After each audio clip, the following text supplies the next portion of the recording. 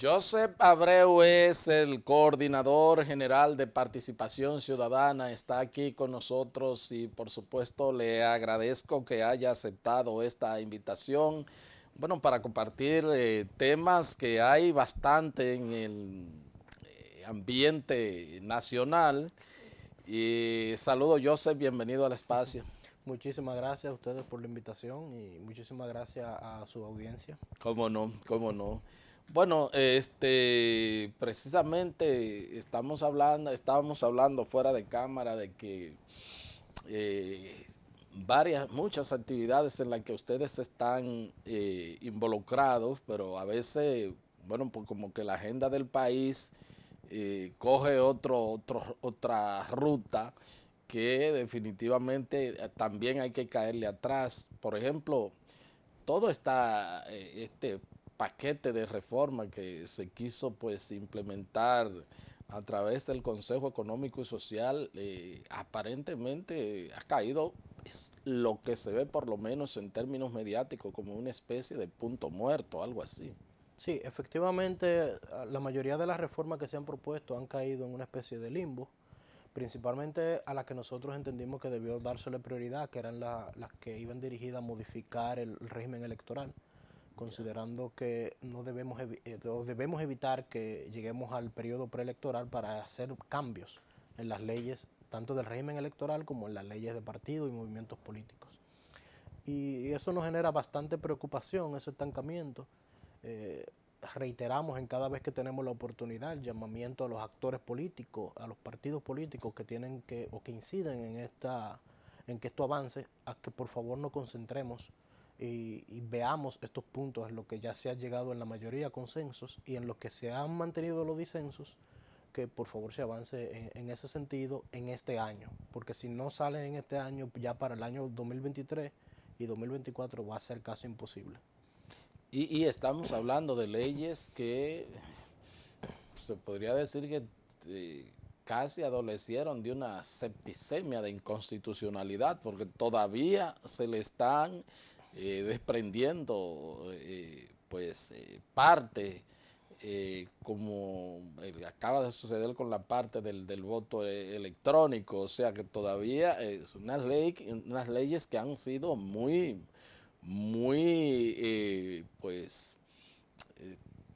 escrutada por sobre todo el Tribunal Constitucional, y obviamente esas cosas necesitan algún tipo de ajustes. Sí, efectivamente las leyes salieron con debilidades en la materia sustantiva que la conforman y que se vieron desde el mismo momento. O sea, las leyes se aprobaron prácticamente porque se quería avanzar ya antes de que iniciara el periodo electoral del 2020, se quería tener ese marco regulatorio ya conformado, pero no porque se haya estudiado o se haya llegado a consensos a fondo en todos los actores sociales que tienen incidencia o que reclamaban que se introdujeran aspectos en las leyes que deberían considerarse.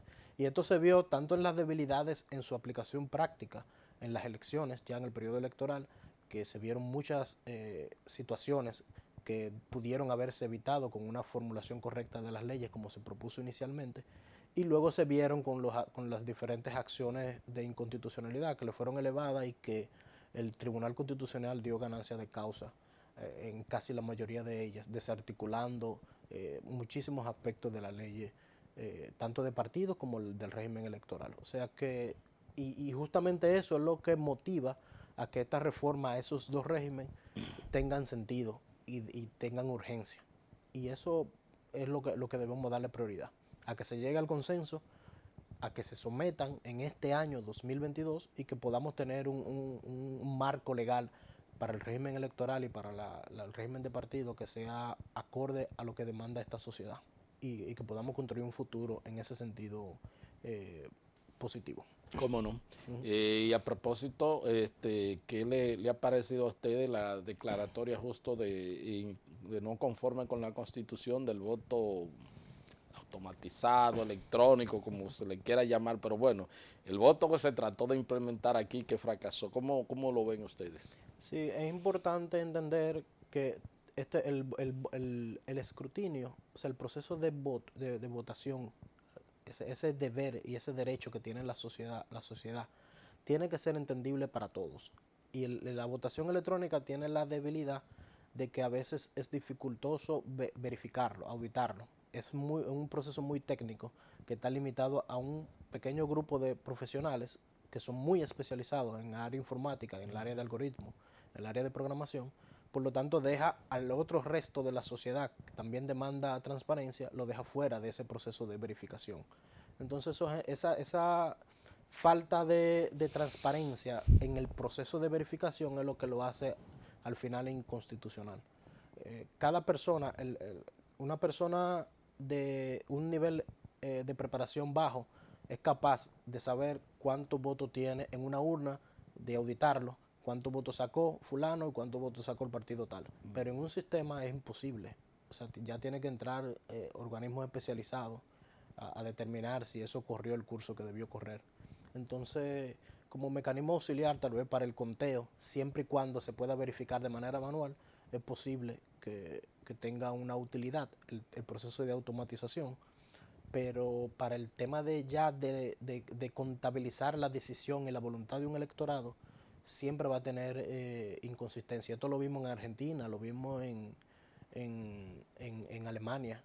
Vimos acciones en contra del voto automatizado. Y lo vimos en varios estados de Estados Unidos, aunque en algunos sí se mantuvo, pero se mantuvo de manera dual, donde yo hago la votación, recibo el volante, confirmo que está conforme con mi voluntad, lo deposito en la urna y ya el resultado virtual es verificable con el resultado manual. Y ahí ya solamente quedaría, ahí la voluntad se mantiene, solamente quedaría el tema de si la voluntad, si el voto quedó secreto, si se garantizó el secretismo del voto. Claro. No, y además con la experiencia también funesta que nosotros tuvimos, mucho más, porque fue un tema traumático, como pues colapsó sobre todo en ese proceso del voto, de la votación a nivel municipal, que se tuvo que suspender el proceso. Sí, efectivamente eso es un indicador fundamental que tuvo un impacto grande para la democracia y grande para el costo económico de tener que volver a organizar unas elecciones en el marco en el que se organizaron estas, que fue prácticamente en el marco de una pandemia. Así es. Y eso tuvo, y ese impacto pudo haber llevado a consecuencias más nefastas, que gracias a Dios por el fortalecimiento y el crecimiento que también se evidenció de la democracia en República Dominicana, distinto a otros países de la región, donde esta situación hubiese generado algún tipo de conflicto ya social de mayor magnitud. Aquí, gracias a Dios, se mantuvo todo en los males menores o en las consecuencias menores. ¿Cómo no? Así es. Bueno, pues y nada, cuando todavía no tenemos 2 años del actual gobierno y viviendo en situación tanto de la pandemia del COVID, que todavía lo tenemos positividad de las últimas 4 semanas por encima del 10%, positividad diaria por encima del 20%, los efectos de la guerra de Ucrania, todo esto y bueno, esas reformas que no han podido avanzar, pero lo que sí estamos avanzando son en las actividades políticas de los partidos y parece que todo el mundo está metido en eso. Sí, efectivamente lo hemos visto en todas las últimas actividades que han sido camufladas o como juramentación de nuevos miembros o como entrega de certificados de ganadores de campañas internas. Han sido camuflados de diferentes actividades, pero todas terminan en lo mismo, en un acto proselitista de promoción, ya sea de un gobierno, de un candidato, y que se difunde a la población en general, no se mantiene de manera interna. Y nos llamó a preocupación bastante el reconocimiento de la Junta de que no contaba con los mecanismos para sancionar o para aplicar las disposiciones, las sanciones que establecen tanto la ley de partido como la ley del régimen electoral, a falta del reglamento que termina la consulta ya ahora 8 o 9 de julio. Y nos llama la preocupación porque la Junta sea, estamos hablando de leyes del 2018, del 2019, que ya ha pasado un proceso electoral, y cómo es posible que ahora 2022 que estemos discutiendo un reglamento. Esto debió ser un proceso que debimos tener inmediatamente salieron las leyes, o por lo menos inmediatamente concluyó el periodo electoral pasado. Y igual, independientemente, la Junta tiene la autoridad para hacer un llamamiento directo a los partidos y que esto sirva como una sanción moral de cara a la sociedad de indicarle, mire, los partidos políticos X, A, B y C incurrieron en este tipo de falta. Aún no podemos sancionarlo, pero que se quede claro en la sociedad de que están tomando acciones negativas, y esto tiene un impacto de cara a la valoración social que tiene las acciones negativas. Bueno, pero de alguna manera u otra estamos hablando de que todos están, y es en activismo, y es con miras al 24, no es de que para un asunto de que de fortalecerse o de estructurarse a nivel interno. Sí, así es. Y como le comentaba allá fuera del aire, el partido de gobierno, el PRM, elevó el nivel de proselitismo al difundir sus actividades mediante cadena nacional de televisión y de radio. O sea, ya estamos hablando de que hay una intención manifiesta de promover y de activar a toda la sociedad, de llevar a toda la sociedad un mensaje claramente electoral y proselitista. O sea que ese tiene una mayor cuota de responsabilidad justamente por ser el partido oficialista de cumplir con la ley, porque eso le manda la Constitución, aún siendo un partido, representa al Poder Ejecutivo que fue electo con la finalidad de que ejecute el mandamiento constitucional y las leyes.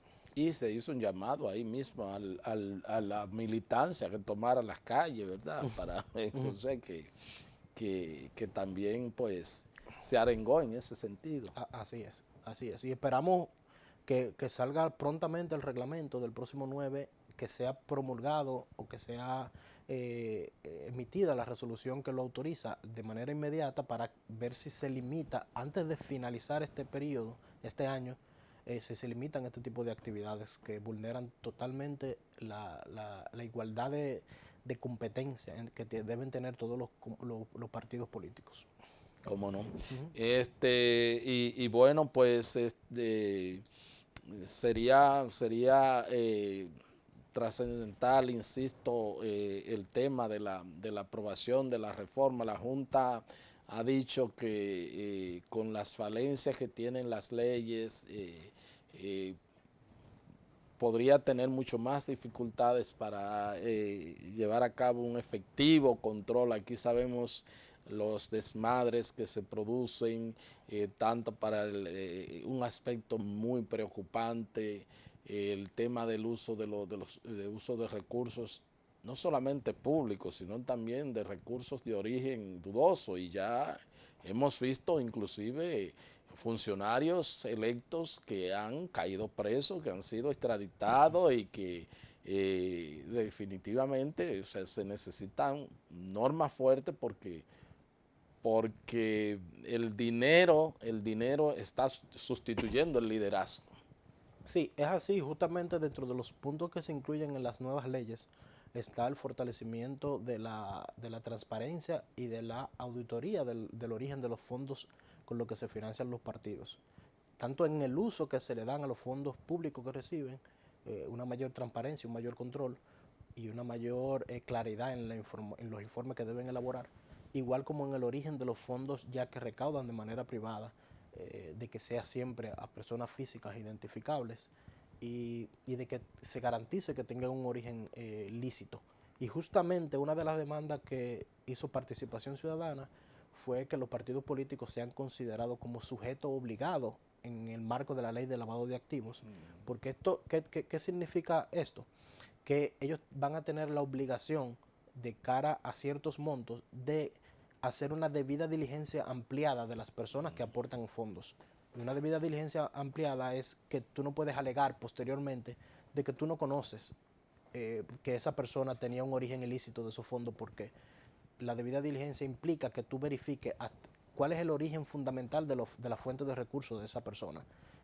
Vea cuál es la empresa, sus declaraciones juradas, sus estados financieros auditados, y ya tú tienes un nivel de garantía que si los otros que vengan obviamente de una fuente financiera, de una transferencia bancaria, un cheque, mediante el sistema financiero regulado, entonces ya ahí por lo menos tú garantizas que si alguien falló no fue el partido en hacer la verificación, sino el sistema en otro estamento, ya sea en el auditor que auditó el Estado, en la DGI que no hizo la verificación correspondiente, o en el sistema bancario que no hizo el cumplimiento correspondiente de las normas antilavado.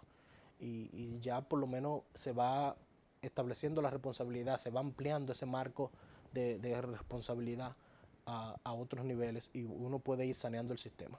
Entonces ya si vimos que, por ejemplo, el error del financiamiento estuvo en que el sistema financiero dejó entrar ese dinero ilícito, entonces yo sanciono al sistema financiero. Pero ahora mismo se está quedando en que el partido no hizo la verificación correcta y mantiene la responsabilidad de los partidos en dejar entrar ese dinero de fuente ilícita. ¿Cómo no? Bueno, pues voy a pedir el permiso de Joseph Abreu. Él es el coordinador general del Movimiento Cívico No Partidista Participación Ciudadana. Vamos a un corte y ya regresamos con la parte complementaria de la entrevista.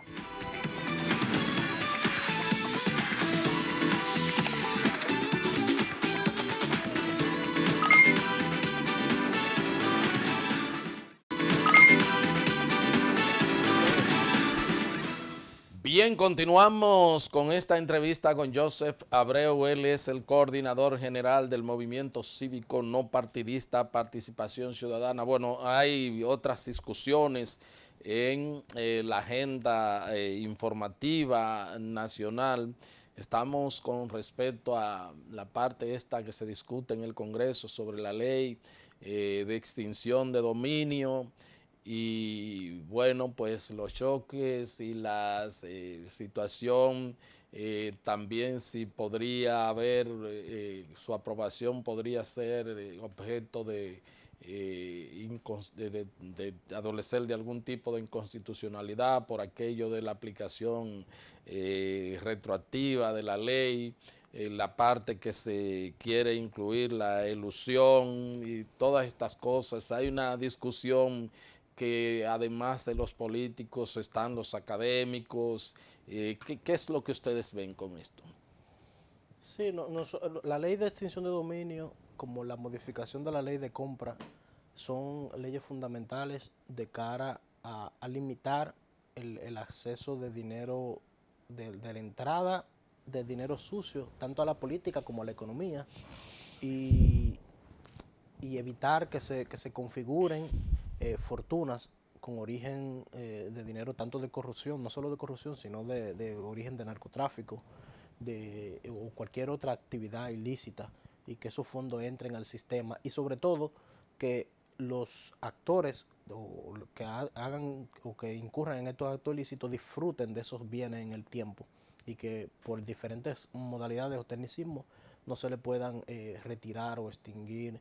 Y vimos, por ejemplo, un caso muy puntual que tuvo un origen en el narcotráfico, que fueron los bienes del afamado Quirino Castillo, que luego de un proceso de extradición, luego le fueron retirados, le fueron entregados en la mayoría de sus bienes, que claramente tuvieron un origen ilícito. Entonces, este tipo de cosas en esta sociedad que queremos construir no pueden estar sucediendo. Y esta ley lo que trae es ese tipo de disposiciones, y ataca este mal fundamental, y es una ley complementaria a otras acciones que se pueden hacer en el marco de la vía penal, que también incluye extinción de dominio, pero ya como un tema de sanción penal complementaria en el marco de un juicio penal. La ley de extinción de dominio es un procedimiento más civil. Civil, claro. No lo hace el Ministerio Público, sino lo ejecutan los abogados, incurriendo en la responsabilidad civil de un bien de origen ilícito. ¿Cómo no? ¿Cómo no? Pero bueno, toda esta discusión que se está dando, ¿qué es lo que ustedes ven? Porque aparentemente los políticos como que se están sacando un poco, bueno, tú quieres que entre esto, pero no entra esto, y hay como una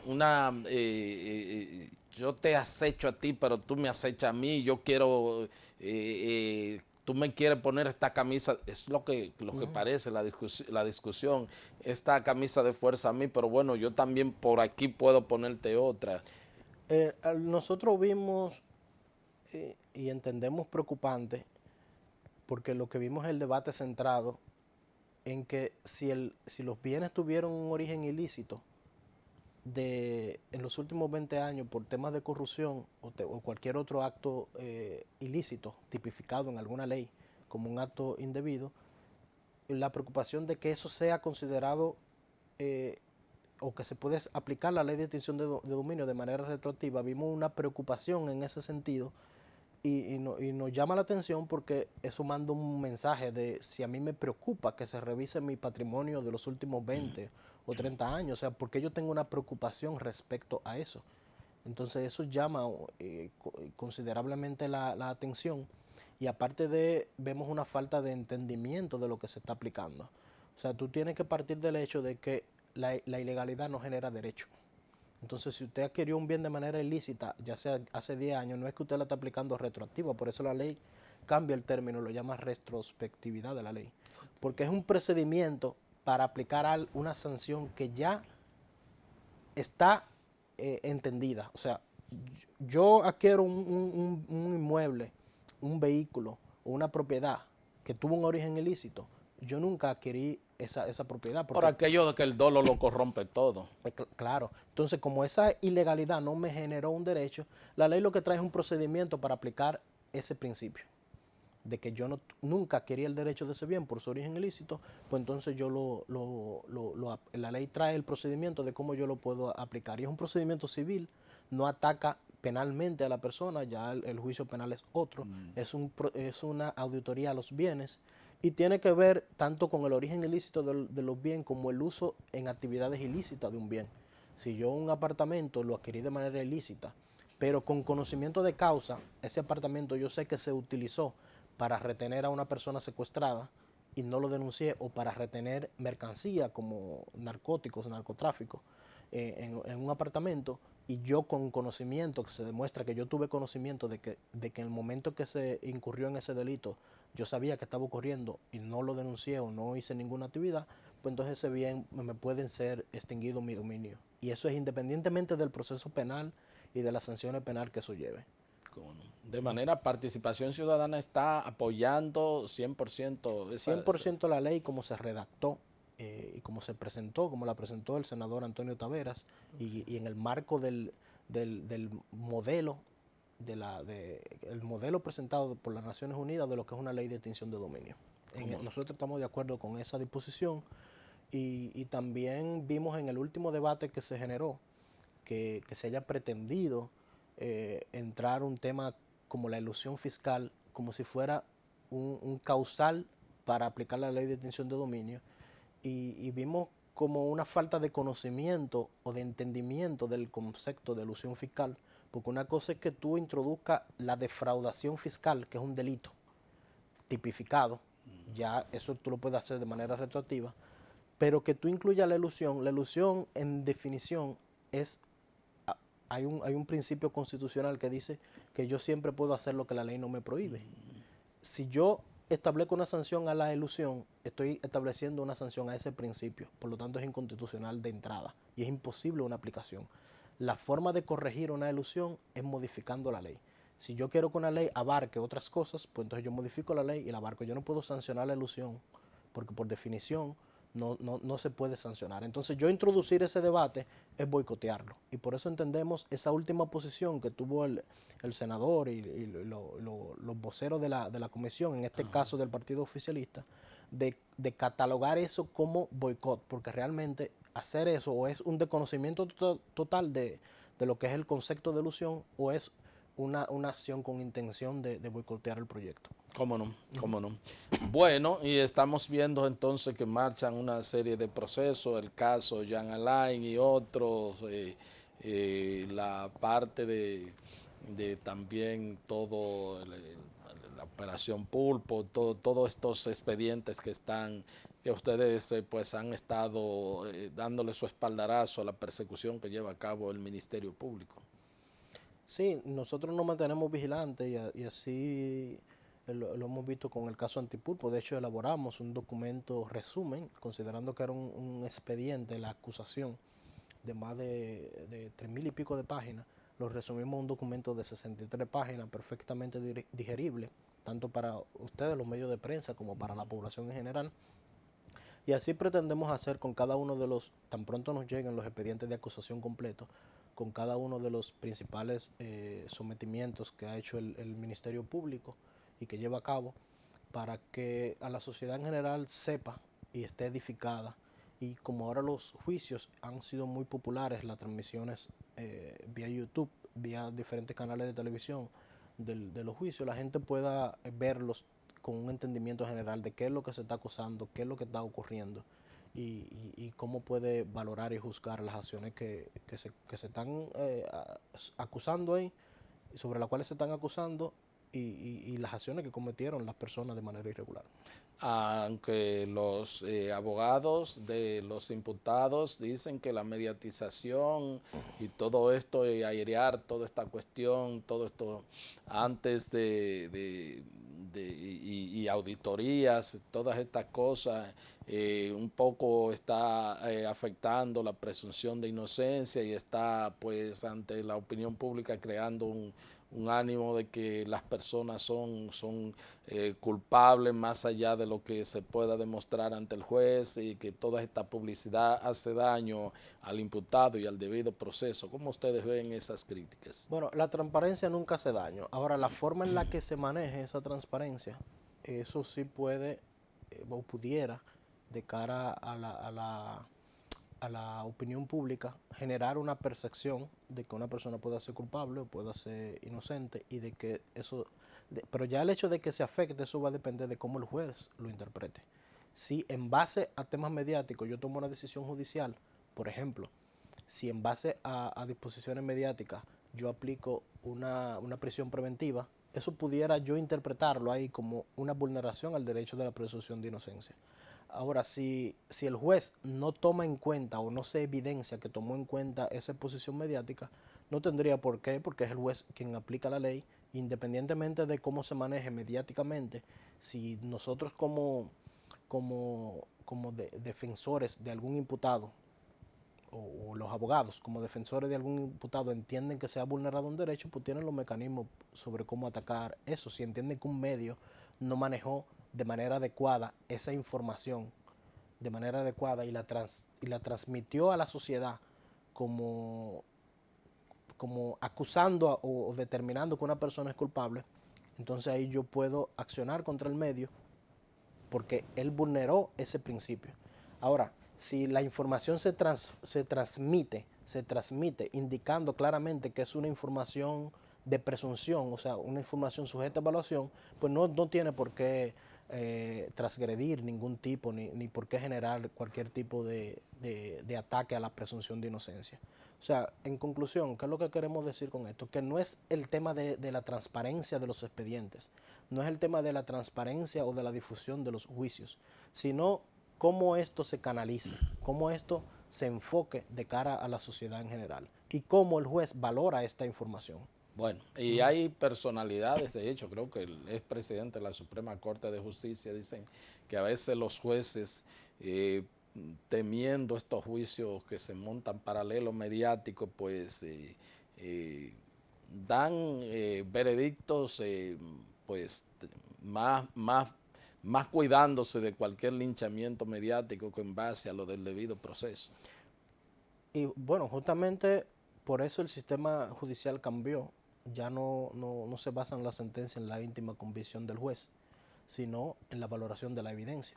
Entonces, cada sentencia o cada dictamen que haga un juez debe documentarlo en su sentencia, debe indicar cuál es la tipificación del delito que se está sancionando y cuál es la ley que establece la sanción que se está sancionando. O sea, que cuando yo valoro una sentencia, yo no puedo valorar que haya sido en favor o en contra, sino cómo se aplicó, cómo se valoró la evidencia y cómo se aplicó de cara a la tipificación de la ley.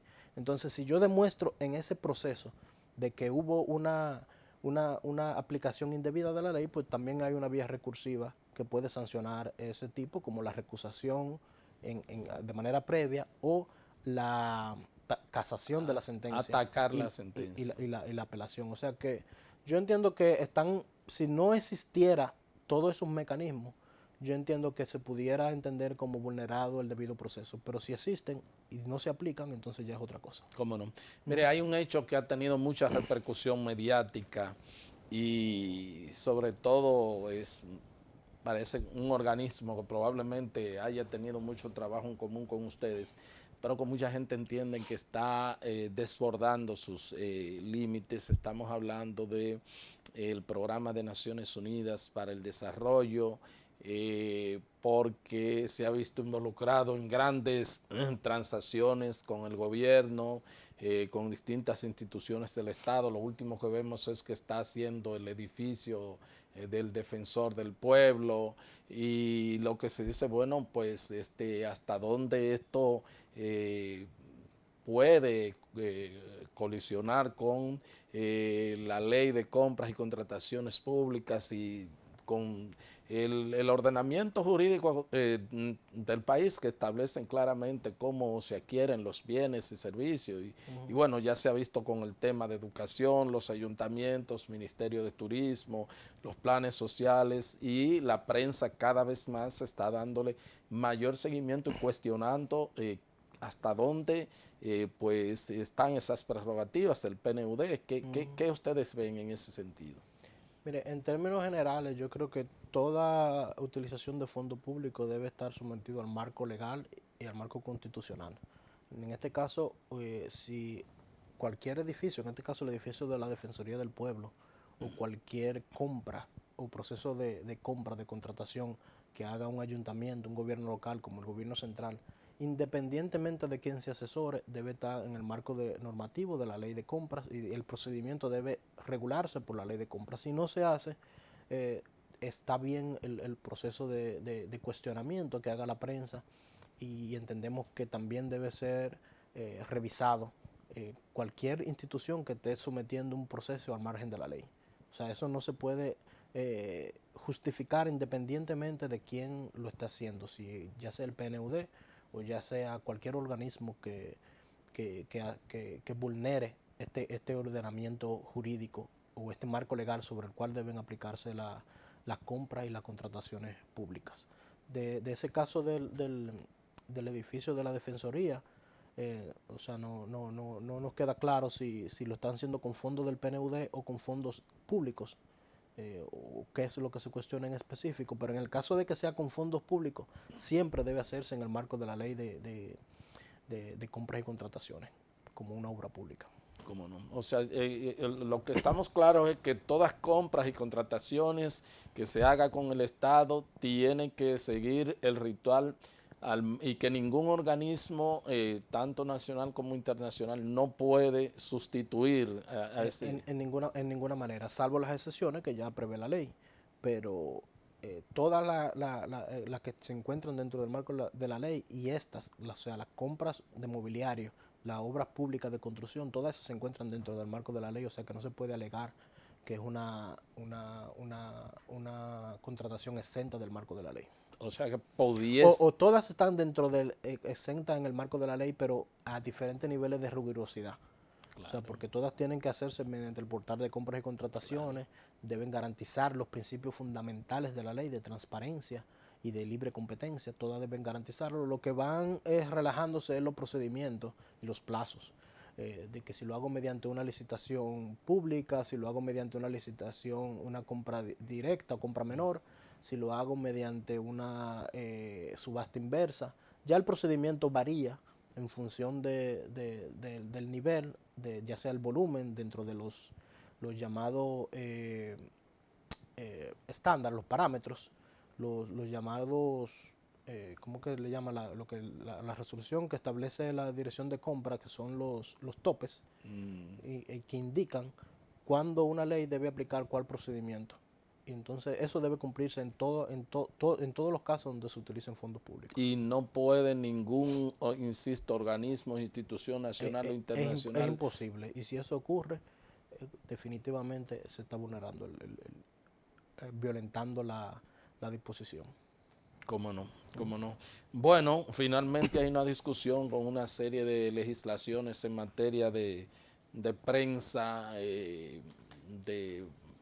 se habla de protección de derecho a la intimidad, de todo esto, ahora una ley de seguridad, creo que el DNI, todo, pero, pero todos yacen ahí como se ha creado de hecho una comisión por parte del presidente de la República. Aparentemente hay una inquietud de parte del poder, de sectores de poder, no lo vi con ningún partido político, sino de instancias de poder, de un poco frenar el trabajo de la investigación o el trabajo de prensa, el trabajo y sobre todo la libertad de expresión, la libertad de difusión y todo esto. Que ustedes ya se han pronunciado, ¿cuál sigue siendo su actitud en torno a esto? No, igual nuestra actitud es de apoyo al respeto a la libertad de libre expresión y a la libertad de prensa. Esa va a ser siempre nuestra posición y reconocemos que esas disposiciones legales que incluyen esas leyes, tanto la de protección a la intimidad y al buen nombre, vimos también la ley de ciberdelincuencia que incluía también algunos dispositivos.